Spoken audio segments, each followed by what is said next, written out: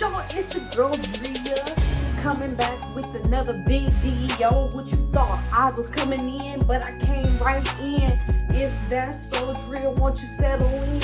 Oh, bars by accident. Hey, ain't no accident, cause I'm gonna be lit anyway. Okay, y'all. Welcome to the channel. It's your girl Drea. You watching another episode of That So Drea. So as you can tell by the title, we're gonna talk about how I purchased my dream car in my 20s. Young, okay? Young woman. So I have my little keys right here. And I purchased my dream car, Mercedes-Benz SUV. And I'm gonna talk about why I chose this car. So the reason I chose this car as a car for me is because my car that I had before was a Chrysler 300. And the Chrysler was great because it was big size. If you know Chrysler, it's like the size is great. Well, aside from that, like I wanted a car that was gonna be bigger, and that car like lasted me like 7 years or something like that.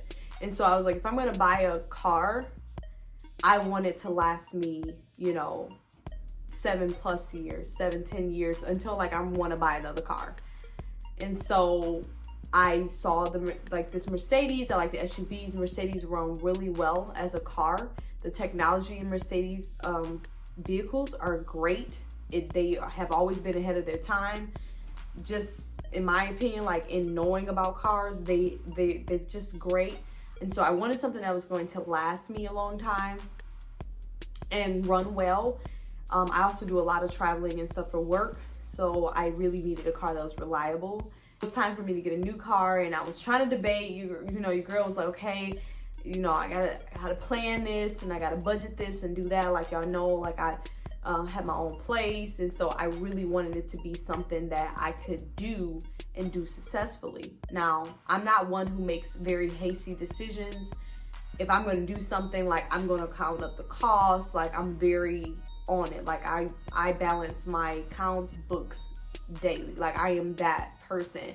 Even when I was moving in my apartment, if you haven't seen like my video, I actually filmed a video of how I moved out young. And so I moved out like in the middle of college. I had everything I wanted from the apartment, like what I wanted in the amenities. I wanted the location, everything just worked out. And so I like to do and pray about what decision I'm gonna make because I want it to flow. I want it to work out. So one of the key things, and I have it off to the side here, in one of my videos, y'all saw me making like a vision board. My car was on the vision board. So for those people who be like, vision boards is just, listen, your girl did it and it manifested itself. And I know God did that. So I'm gonna show y'all the board a quick glance. I'm not gonna keep my vision board on here like that because it's my personal vision board. But I'm gonna show y'all a little snippet. Do y'all see that car right there? As y'all can see, like the car was on the vision board. So it started with me first researching the vehicle and envisioning the vehicle being mine and placing that on a vision board, or taking it out of my mind and putting it down on something solid, concrete that won't lie. And so I'm able to show y'all my vision board because it's concrete, it's been cut out, it's been placed, it's been already set aside, right? It's not just in my mind, like I want this. I'm actually saying, this is what I want. If this is the will of God, and I'm making a plan on how to get it. This is a dream that I'm like, Lord, I want this. I want this. This is what I want to work for. This is something that I know that I can have. This is something that, you know, if it's your will, I keep looking over here because I'm looking at the vision board because it's like, I'm like, what else I got to check off? Because I know God and made something else come to pass on there. So I'm going to stay focused. I don't distract y'all and keep looking off the scene. Ain't nobody right there. It's just my vision. So I wanted to, like, I wrote it out And, you know, I was like, Lord, I had a prayer right there. I said, Lord, I just pray that if this is your will, Lord, that I would have this vehicle and it's going to be black. And then I wanted to have a coffee interior and everything, the model, the year I wanted it in, the year that I wanted it in. Like, I was so, you know, specific. In Habakkuk, I believe it's like Habakkuk 3 or chapter 3. I'll put it right there. It says to write the vision down and make it plain, so that when others see it, they'll run with it. So it's something that can be tangible and shared. And so writing down that vision, having my vision board, was really the bulk of me getting my dream car. I'm just being honest with you guys. That's just what worked for me. And of course, when I wrote the vision down, I began to plan financially what it would take to get to that thing, right? So you have to have like a legitimate plan. Like, you just can't say, oh, that's something I want to do, and then you just kind of leave it there and then don't think about it no more. Like, I kept that vision before me. Like, I wake up, I look at that vision. Like, it'll be right in my radar. Like, I keep it right where I can see it. Save my money, because it required me saving, right? So I still live my life, still doing my day-to-day stuff, but I was putting money to the side because I'm like, I'm believing I'm gonna see that. I'm gonna see this come to pass. And on top of that, like, my car, my 300 was starting to, I had to keep getting repairs and things like that. So things were happening with my car, but I still said, I'm not gonna be hasty. I'm going to get this fixed. And it was costing me money. Like, what I'm saving, I have to take out because I have to purchase. I have to keep moving. I have to keep going to work. I have to have a working vehicle. And so it got to the point of the final thing that I was like, okay, enough is enough. It was like this vision here. This is my dream here, right? And I believe I can have this. Like, I see myself driving it. And that's what I did. I was like, I envision myself driving this. So I can't quit putting money in this other car. I'm a young person. I ain't had a whole bunch of, you know, time to build a whole bunch of stuff just yet. So it required more planning for me. It required me, and this was something that I wanted to do. This is not something that I wanted somebody else to do for me, but this was a purchase that I wanted to make. So I knew I needed to prepare myself for that. Doubt, y'all. A little bit doubt came, and I'm just being honest. This is transparent. Look, I'm being honest with y'all. This is being transparent. So I was like, I'm just gonna wait. And I'm gonna just get something else and buy something else, and then I'll get to that eventually. That's literally what I was doing. Kept looking at the one I wanted. And so I was like, okay. And I actually had a friend was like, girl, stop. You won't get, like, if you gonna do it, get the car that you gonna get. Get the car that you believe for. So I thank God for my friend Angel. Shout out to Angel, actually. I'm gonna put her out there. Angel's like, girl, stop. And so I really thought about it. I'm like, this is not operating in faith. Like, yo, you were saving, you have, like, you can purchase this car. You are just getting in your own way. I'm that person. So I'm just like planning and just saying, like, and of course I'm still enjoying my life, but I'm like, I have a goal and I'm going to reach it. And so I said, well, let me just test drive it. Y'all, I kid y'all not, this is how fast God works. Like, this is how God is so good. Y'all, I went to go see this other car. The car, they was like, sorry, somebody already bought the car. And I was like, man, I was really liking that car. It was in the price that I wanted in. It was in the mileage that I wanted in. Because I was like, I'm not buying no car brand spanking new, because that's just not smart. That was not something I wanted. I didn't want to buy a brand new car, you know, with like nothing. I wanted something that was basically new. And so, and for the year I wanted. So I was very disappointed in that person buying the other car. So I was like, okay. And so I went back to these other brands. I was looking at like Equinoxes and stuff, because I'm like, I need a car for when I have my family and stuff. I need this to be like, you know, 17 years, because your girl gonna be married with kids by, you know, the next couple of years. So I'm like, I need to make sure I'm good with my kiddos. And I used to always do this joke when I was younger. I used to say, I am not finna drive around no soccer mom van. I'm gonna make my husband do that. I said, I'm gonna have me a Benz. This is what I used to say. I said, I'm gonna have my little Benz, my little luxury car, and I'm gonna have the little seats in the car, and the little fancy cars, make sure the car is safe, but I'm gonna be like, I'm gonna have them in there because I ain't about to have no Equinox. But y'all, I was looking at Equinoxes, all kind of stuff, like terrains, all the little soccer mom vans. So, but I didn't want it too big. I was like, my little self in no Equinox, but I'm gonna be getting down. Like, that's just too big. So I needed a crossover, and this car, the dream car that I had on my heart, in my mind, was like this crossover. Low-key, I called this place. I promise you, it was the day of my birthday. I kid y'all not. The day of my birthday, I found this other, I had already called the insurance company, everything, and found this insurance company that I wanted to insure the car, and kind of got like a little estimate. And while I was getting the estimate, I had estimated this car that I didn't even see pop up. Let me tell you how God like worked it out. Like, it was not even the dream, my car that I'm in right now, my baby Roxanne, right? I did not even notice that car. I didn't even notice that. I went to call the insurance company to get a quote on the insurance. So y'all, when I tell you, I counted up everything, insurance, everything, what it would pay if there's an emergency repair. I had all of that to the T, y'all. I was like researching like crazy. Y'all just don't know. Like, Drea be doing a lot. Drea be doing a lot. When she be making a decision, I really do be thinking about everything, y'all. Everything. It's kind of a lot, but I do.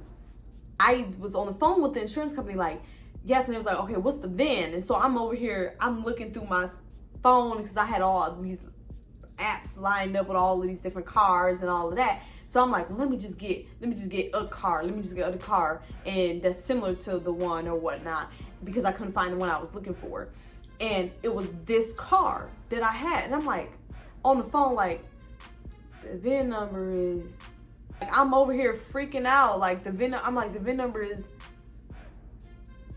I didn't see this car. And I was like, I'm sorry, ma'am, 1 second. And I'm over here scrolling through, looking through the pictures, like, I don't remember seeing this one on the market. Y'all, I really believe God did that on purpose and set it up because it was my car. So I kind of freaked a little bit, and I was like, well, here's the VIN. And I gave it to her. I'm like, let me just do this anyway. And it was different than the one that I had before. And so she gave me the quote, and I was like, oh, bet. I'm about to go ahead. I'm like, okay, good. I got my quote on the insurance. So when I go to the dealership, stuff like that, I already know what the number's going to look like. That's literally what I did. I was like, I'm going to have my proof of insurance. All I have to see, because this is what I'm going to go with if I end up buying this car. So I promise y'all, I called the insurance. I mean, not the insurance. I called the dealership for that car that I saw and got the insurance from. I called them that next morning, which happens to be my birthday. And I was like, I would like to test drive this vehicle, because that was my thing. I was gonna buy myself for my 25th birthday my dream car. So they told me, they was like, well, we have to see, we actually just got this car in. And I was wondering, oh my gosh, that's why I didn't see this car, because it was new. And so I was like, okay. And it was like, we already cleaned it, we sterilized the vehicle and everything like that. But we have to make sure everything's cool. We said we've test driven it, everything's cool. And I'm like, okay, well, what's going on? I need this car today. Like, I was telling, like, I need this car today. And I negotiated the car for like overnight, y'all. And so while I'm negotiating the car for overnight, the lady's like, well, I have to talk to my manager, because we don't normally do this and that. And I'm like, I need the overnight because I'm about to take it to my mechanic, because I have a mechanic that I go to, what I went to all the time with my 300. Like, that's just where I went. And so I was like, I need my mechanic to look at this, because I want to make sure this is going to be the purchase. I need to have that stamp of approval. So the lady called me back and was like, I can have the car ready for you in 2 hours or something like that. And I'm like, okay, perfect. I'm running errands. It's my birthday. I need to make sure. And she was like, oh my gosh, wonderful. Yep, it'll be ready for you. It's sterile. We've taken it to get checked out. I mean, like, we haven't taken it to a big service. We'll make sure it's clean and sterile for you, and we'll be able to kind of go through all of our normal stuff. And so we've test driven the car and all that. I'm like, okay, bet. It's all good. Y'all, I was in that car as soon as I got to that car, and I opened the door. The seats was brown. Y'all, I could not tell by the picture that the seats were brown, y'all. I just was like, this car, the mileage is super low, and this is great. Like, I was shooketh. I did not realize the car was brown. Everything that I wanted in the car, it had. This, y'all, I felt this butterfly. I felt it was so great. I'm like, this is my car, y'all. Then I was having a hard time thinking about that. I was going to have to bring this car back. And so I'm driving, I get in the car, and it's just like the car was like, welcome home, Drea. I was like, my baby, I'm home. I was so geeked. I didn't know how to do all the stuff yet because I was watching videos and stuff, but I didn't really know how to do all the stuff. So I'm over here trying to adjust this new technology. They had the Bluetooth, it had the all kind of stuff, y'all. It had everything I wanted. And so I was shooken. I was sitting there like, oh my gosh, I'm in my car. And like, so my whole birthday, I had my car. It was parked because we had a party. So I'm just sitting, we had my mom's. Y'all saw the video of me and my mom's. So the car was parked, so I didn't get a chance to really like play with it or anything, or kind of, you know, do everything. But I kind of drove on the highway, drove on the road, sped up. It has all these different settings on the car. So I was like messing with the settings while I'm driving so I could see if this is what I wanted. And y'all, my heart, I said, this is not for me. Don't let them call me back. Don't let none of this work out. Like, just close this door completely and just show me what I'm supposed to be driving next, because I need to get a new car that's reliable. And my heart could not let it go, y'all. I was looking at other cars in the middle of that because I was like, Lord, I'm just gonna trust you. And if you say no, that this is not the one, then I'm not gonna do it. They called me, they had upgraded so much stuff. It's like, oh, we can do this for you. Everything checked out with the car, like everything. And I mean, the mechanic was like, this is great. This is awesome. I don't have any complaints. Like, it was amazing. And moral of the story, I bought my dream car with prayer, writing the vision down, prayer, patience, you know, trusting God, because it was times where I thought, okay, maybe this is not for me. You know, maybe this, you know, maybe it's not gonna happen. Maybe this is not the one. And I want to say, like, even when stuff gets tough, don't mean that's not the one. That doesn't mean that that's not for you. That just means it requires a greater level of faith to get that thing. And usually bigger things require more faith. And so I would encourage those, whoever is in the position, you know, write the vision, make it plain, pray, keep it before you, save, actually work towards the thing that you're looking for. Whatever it is, make sure you're being conscious of it and you're keeping it before you in your decision making. So I wasn't going here racking up a whole bunch of stuff because I'm believing to buy my car. You know, if you believe for your car, or you have something that you've been wanting for, or your house, or whatever, like marriage or whatever, what have you, just write it down and trust God. Like, it's going to come. It's going to come. And it the first time they might say no, or it might be some no's at first, or it might be some, you know, the other cars, like 2 or 3 cars I wanted did not work out, you know. And it wasn't because those weren't my cars. This was my car. And so this is my baby Roxanne. And if you guys, and I'll be doing a tour of the car, like an official tour of the car. I did add some things to the car, and so I'll be doing an official tour. If you like this video, give it a thumbs up. Make sure you subscribe, turn on your bell notifications. I upload a video every week, and if you don't want to miss that notification, you need to hit that bell button. Y'all, we on the road to 1K. Y'all, let's get 1K before November. Before November. Let's get 1K before November, y'all. Let's do this. We got 700 to go. Come on, fam. Join the fam. All right. Thank you so much. All right, y'all. I'll see y'all in the next video. Peace.